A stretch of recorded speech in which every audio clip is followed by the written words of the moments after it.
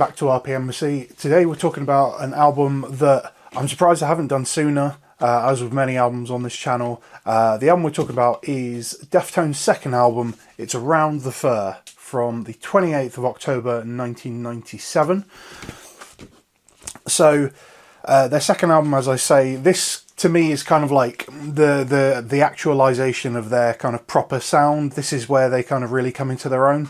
First album is great. A lot of people love Adrenaline. I think it's a very good album that's kind of hampered by the mixing and recording process. Whereas this, like, it feels like not only are the songs all on point, but it is so great sounding. And to be honest, it could still be their best sounding album. You know, I reviewed Private Music not too long ago, and that sounds phenomenal. There's a real good kick and punch to it. But there's something about the guitar and the drum tones on this. It's very cohesive. It just feels like everybody's kind of locked in, and I think that was sort of, you know, it must have been at least to a degree what other people felt, because this really kind of sort of saw them reach that kind of like mainstream at the time, sort of like what would have been the new metal kind of popularity. And in some ways as well, they were kind of a little bit ahead of the time. You know, 97, yeah, obviously you had like Korn's debut, you'd had their second album, so new metal was definitely a thing, but you'd yet to have bands like Limp Bizkit really take off. And so Deftones were kind of at the forefront of that, even though they would kind of shun that new metal label later on down the line. You know, this kind of, it stands as one of the iconic albums of that era, of that genre, I would say. So yeah, this is a legendary album, and it's kind of getting its flowers all over again recently. You know, you've had this kind of resurgence of popularity online with like a lot of younger generation getting really into Deftones and kind of starting to, I guess, like get them as a band. And the biggest song, I think, for that, and possibly like now I would say online, if you sort of ask people, very possibly their biggest song in general would be one of the ones off this, which is Be Quiet and Drive. Like it's kind of like an iconic song even from the time, but now like it's kind of become its own thing. And yeah, I mean, that's a phenomenal song, and I think looking at that as well as the other songs on this album, this could potentially be sort of like the strongest set of songs on one single album when you look at kind of how well regarded the singles and things are from this album, when you look at sort of the fan base as a whole. So obviously White Pony, the album that came after this, was sort of considered, and has been considered for a long time, to be their sort of magnum opus, if you will. But when people talk about Deftones, they talk about songs like My Own Summer, they talk about Be Quiet and Drive, you know, songs from this album. And really the biggest song from the White Pony era was Back to School, which wasn't even a proper song from White Pony. It was a song they were made to make because Maverick wanted a more commercial song. So you know, if you treat that as like the band's intent, then this is kind of the de facto iconic Deftones album in a way. So yeah, we'll get into a little bit about it.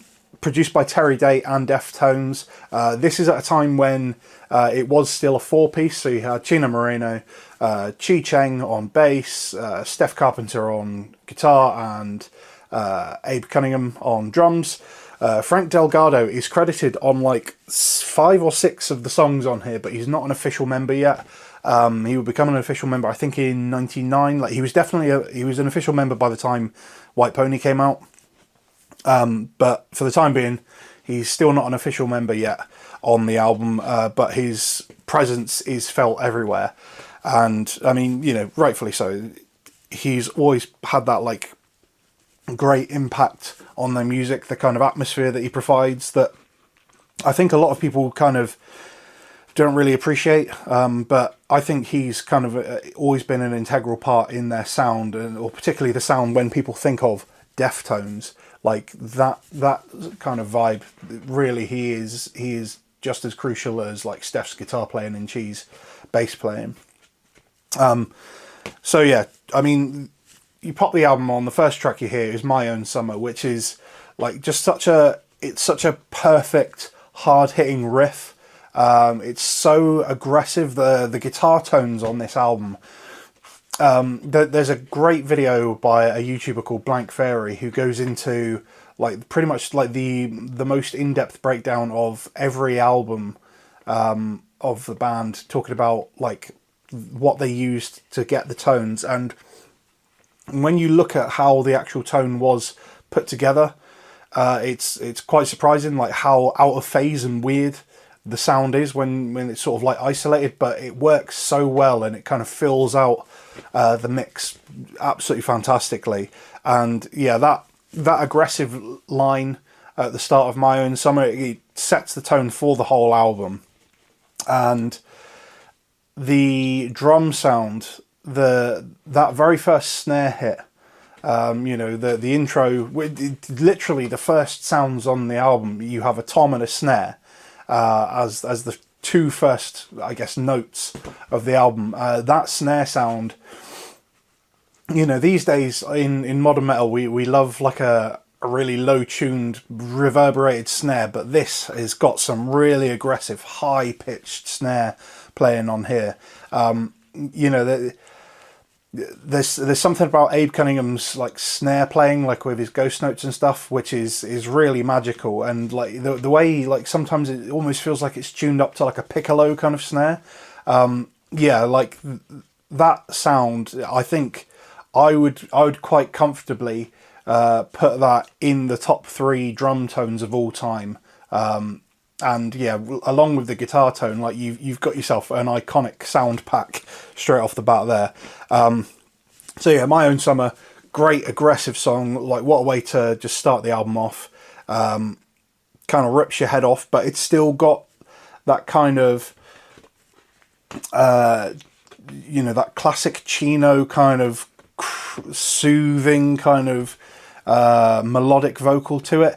And I think, coming from Adrenaline, the last album, that has that, in spades, of course, but My Own Summer, listening to that, it again, it sets the tone not only for the album, but kind of like their career, like going forward. It kind of, you can see the trajectory straight away with that song. Other tracks on here that were released as singles, you had Be Quiet and Drive, which was, as I've said, is a fantastic song, and something that is really highlighted in that, but is across the whole album, is the fact that the guitar playing, if we put the tone aside for a moment, the guitar playing is so simple. The riff writing is so simple and like effortless in a way. Like I wouldn't say any of it is lazy, but it doesn't overstay its welcome. It's not like fighting for the forefront of the song or anything like that. Again, like there are a lot of modern bands where I think there's this kind of intent behind all of the guitar work to sort of make sure that everything has some sort of variation, and you almost end up with like a linear kind of song. And I love a complicated guitar line, but on this, like, none of it is overblown, none of it is overdone. It's just like exactly what is needed to work for the song. And yeah, it really pays off, because Be Quiet and Drive is essentially like 2 riffs, and one of them is just a bridge towards the end of the song, and that's basically it. But it works so well. That Chino is the main part of the song, and he's given the space to do his work, which makes the song so good, and I think it's why it's so popular. Other tracks that you've got on here, Die the Flu is a song that I've always loved, and I'm surprised doesn't get as much love online as I would hope. I think that's probably one of their most like melodic and emotionally heavy songs. You know, it's kind of like it's one of the few Deftones songs that, like, while all of their songs kind of have like themes of like love or you know, like erotic kind of vibes to them, Die the Flu kind of feels like the most explicitly like love song, but it's still an angry, aggressive song. But it's a really, as I said, really emotionally heavy, really great song. Another emotionally heavy song on here, you've got Head Up, which is the penultimate track on here, if we don't include any sort of like secret tracks and stuff that people know of. But yeah, Head Up, track number 9. That is a song featuring Max Cavalera, who at this time would have been the ex-singer of the band Sepultura, but he would be just on the cusp of forming his own band, Soulfly.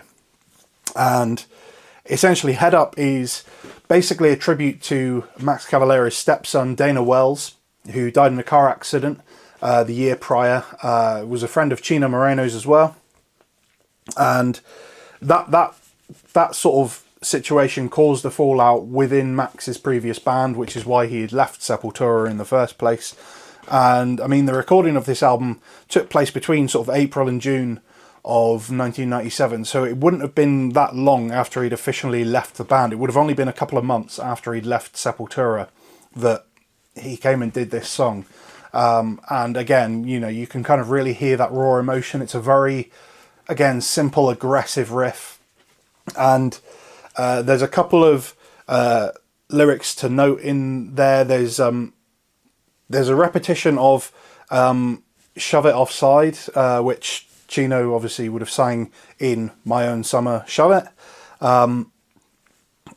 And there's also Max Cavalera singing the words Soulfly, fly high. And obviously that would then, the word Soulfly would then go on to be the name of his new band later in the year.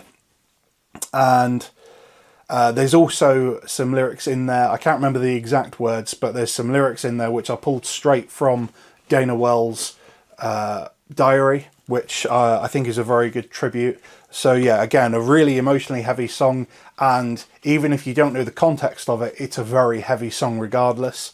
Like, again, just a great riff. Also noteworthy on here, you've got the title track, Around the Fair, which is some of like the, again, still a heavy track, but it's like a really funky kind of vibe to it. Like the drumming on it has got a real like quirk and kind of swing to it, which I really love.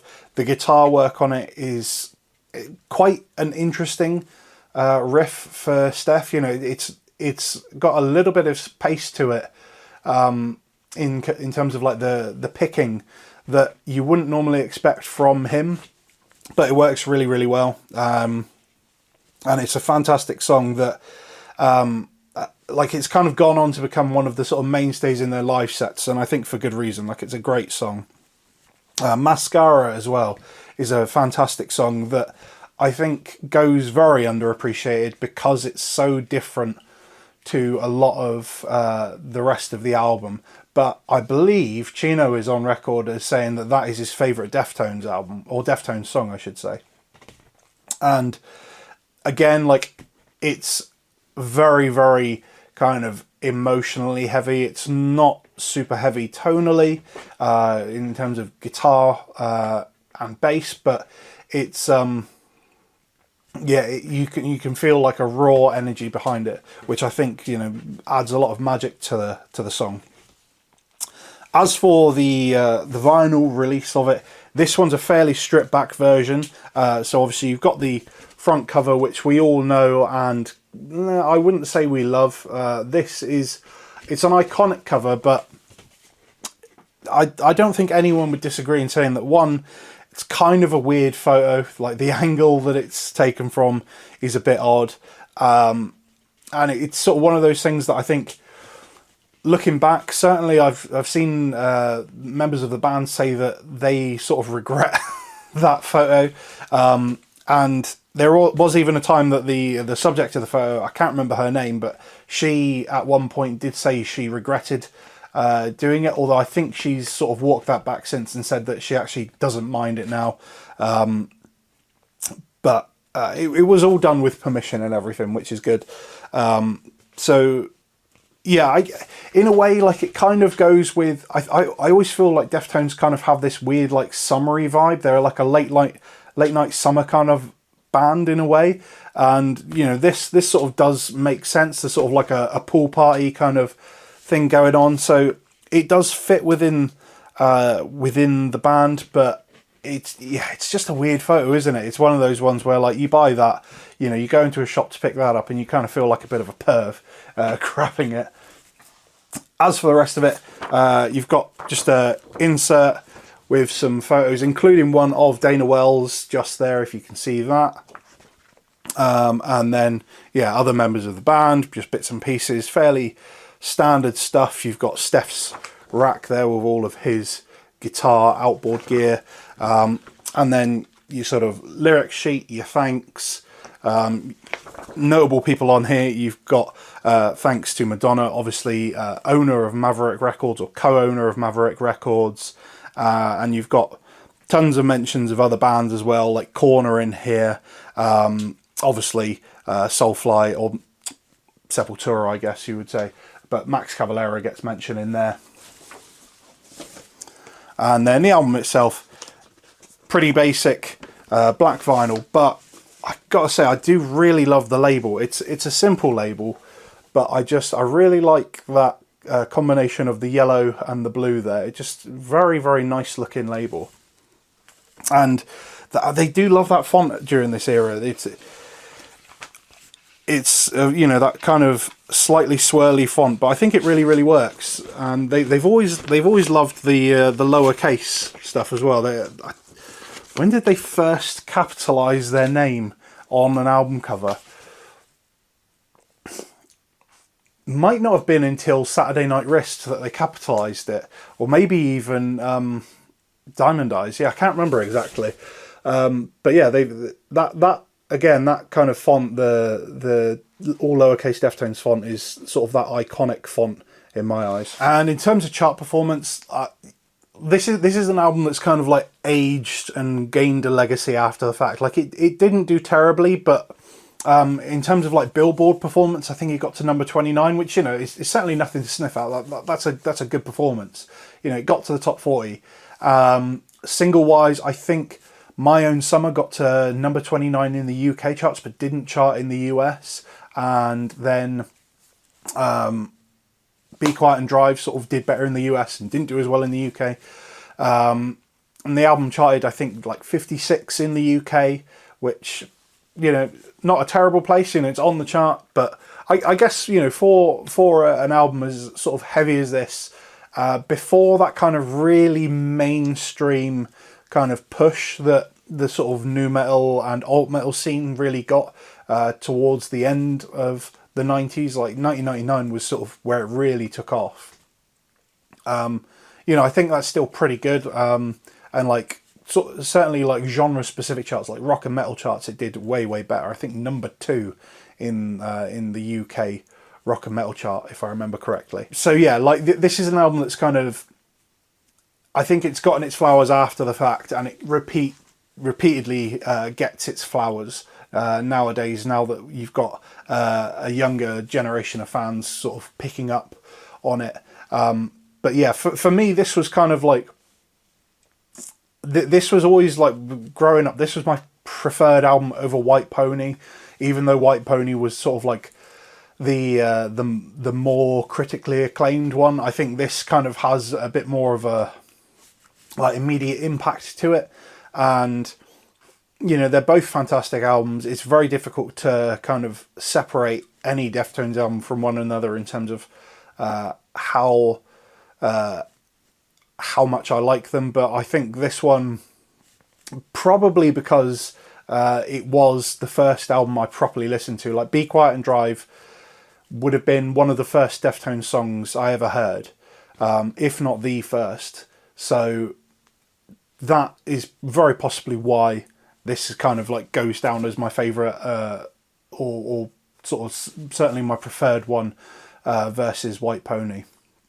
But if for some reason you haven't heard it, I mean, like, one, what are you doing? It's an iconic, legendary album, and it's one that's kind of, it paved the way for so many other bands, and it's one of those things, you know, where when you get things going in cycles, you know, you look at how, like, 10 years ago we had a resurgence of popularity in 80s themed things, you know, you had Stranger Things and stuff like that coming out, and now we're seeing that with the 90s sort of stuff.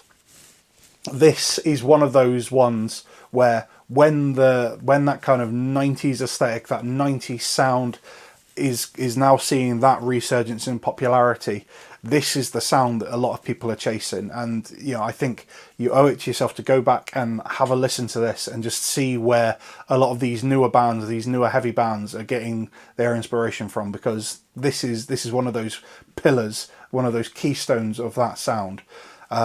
So yeah, highly recommend the album. You know, it's one of the best in the entire discography. Yeah, no faults at all across the album, even where some people kind of turn their nose up at songs. You've got hard hitter after hard hitter, and yeah, it's not even difficult to get hold of. If you want a copy of this, there's so many different pressings. You know, it's available everywhere. You can get it pretty cheap.